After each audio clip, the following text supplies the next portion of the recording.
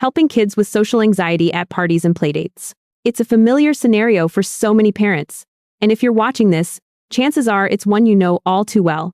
The invitation arrives for a birthday party or a playdate. Your heart lifts with the thought of your child having fun, making connections, and burning off some energy. You might even feel a little excited for the adult conversation, for a chance to relax a bit. But then, the moment arrives. You walk into the bustling room, and instead of running off to play, your child clings to your leg. They hide behind you, refuse to make eye contact, or perhaps even melt down and want to leave immediately. You feel a pang of frustration, maybe even embarrassment. The host is there, well-meaning, trying to coax your child out, asking, "Don't you want to play?" And you, the parent, are caught between wanting your child to participate and wanting to respect their obvious discomfort. It's a moment that can leave you feeling confused, helpless, and wondering what you're doing wrong. You might think your child is just shy or being difficult, but what if there's a deeper reason? What if your child isn't giving you a hard time, but truly having a hard time? Today, we're going to gently pull back the curtain on what social anxiety might feel like for your child. We'll explore why those seemingly simple social gatherings can trigger such big reactions, and most importantly, I'm going to equip you with some powerful emotional coaching tools you can use before, during, and after social events.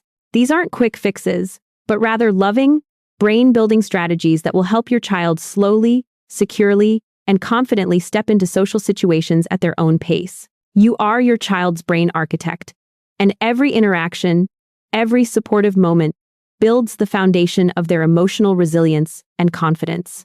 If this topic is resonating with you already, take a moment to like this video, subscribe to Wise Parent, and tell me in the comments how old your child is and what their biggest social struggle tends to be. Your experiences help build our supportive community here. Let's start by really understanding what's going on inside your child when they experience social anxiety. From their perspective, it's not just a case of feeling a bit timid. It can feel like a genuine threat. Imagine walking into a room full of strangers who are all speaking a foreign language, and you're expected to immediately join in their games, understand their rules, and perform perfectly, all while feeling everyone's eyes on you. Your body might tense up, your heart might race, and your brain's alarm system, the amygdala, goes into overdrive. For a child, especially a young one, whose prefrontal cortex, the part of the brain responsible for planning, reasoning, and managing social situations, is still very much under construction, this feeling can be overwhelming. This isn't them being dramatic. It's a very real physiological response to perceived danger. Their nervous system is triggering a fight, flight, or freeze response. Clinging to you is their way of seeking safety, fleeing the situation, or simply freezing up because their brain can't process the input. Forcing them into the situation, telling them just go play, or shaming them for being shy, can actually reinforce that anxiety. It tells their developing brain that their fears aren't understood, that their safe person isn't truly a safe haven in these moments, and that social situations are something to be feared and forced through. We want to build connection and emotional safety first, always, before we can expect them to develop social skills. So, how do we shift from frustration to effective, emotionally intelligent support? It starts with preparation. Think of yourself as a skilled architect, carefully planning the environment for optimal brain development. The first crucial tool is what I call the preview talk. This happens before the event even begins, ideally a day or a few hours beforehand, in a calm, neutral setting. The goal here isn't to get your child excited or to convince them to go, but to reduce uncertainty and activate their thinking brain instead of their reactive brain. You want to paint a mental picture for them. You might say something like, "Hey, remember how we talked about going to Liam's birthday party tomorrow?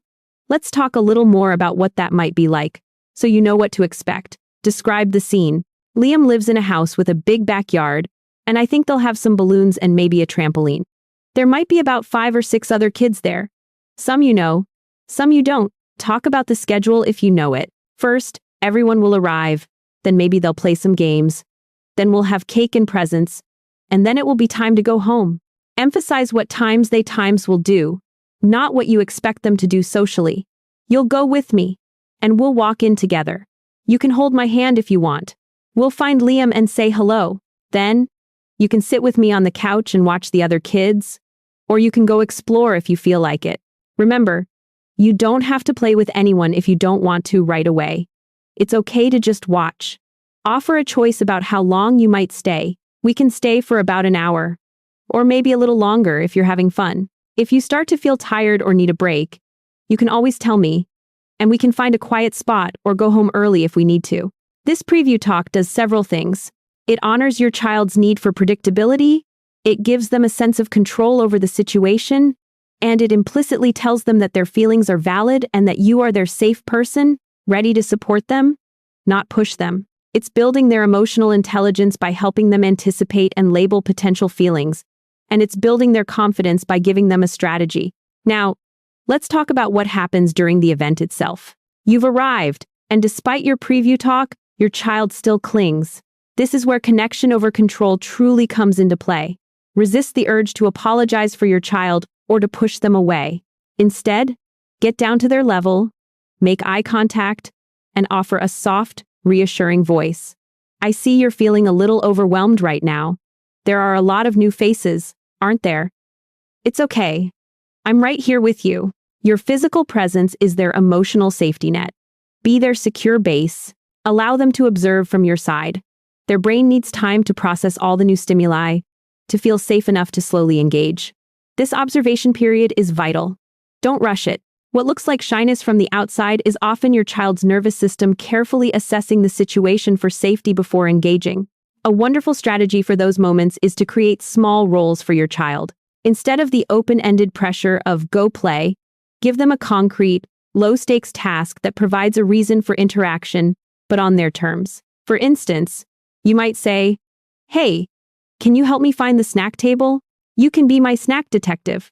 Or, "The host needs help handing out these party favors later.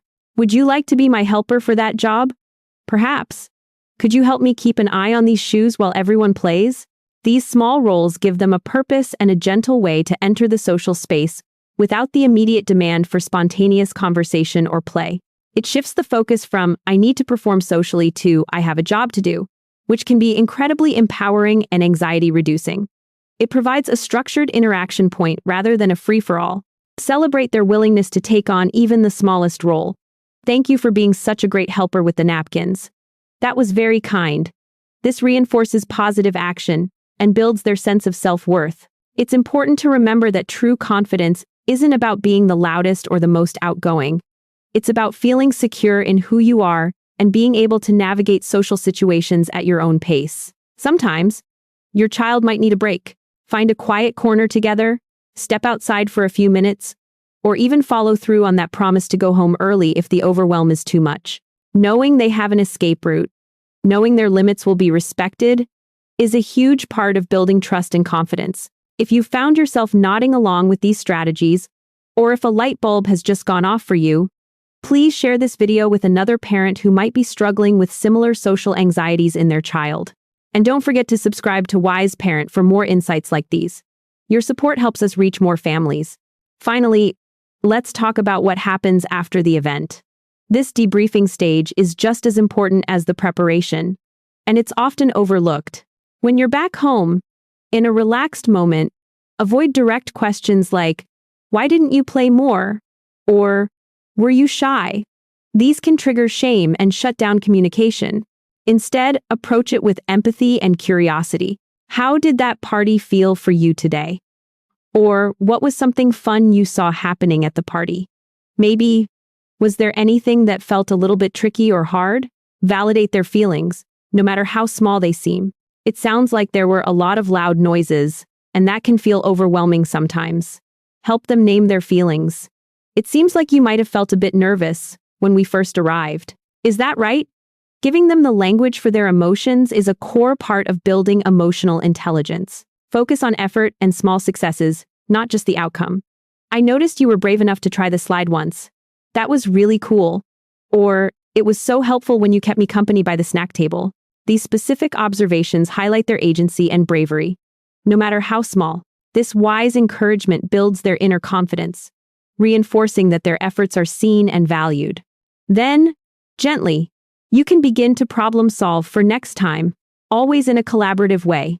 Next time we go to a new place, what do you think might help you feel a little more comfortable? Brainstorm ideas together.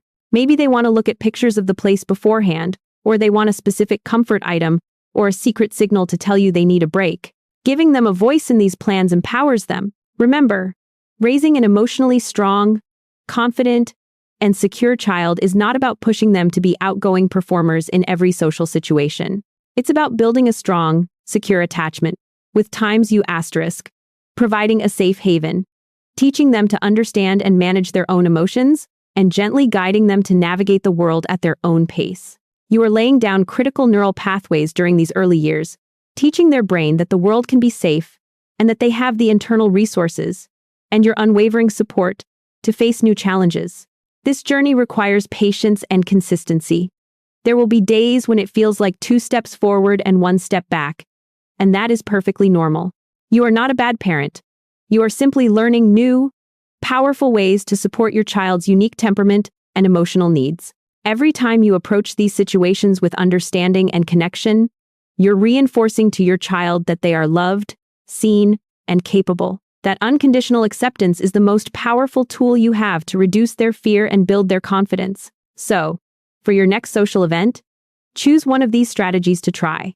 Perhaps it's the preview talk, or offering a small role, or a debrief with empathy. I encourage you to observe how your child responds. Thank you for being such a thoughtful and wise parent.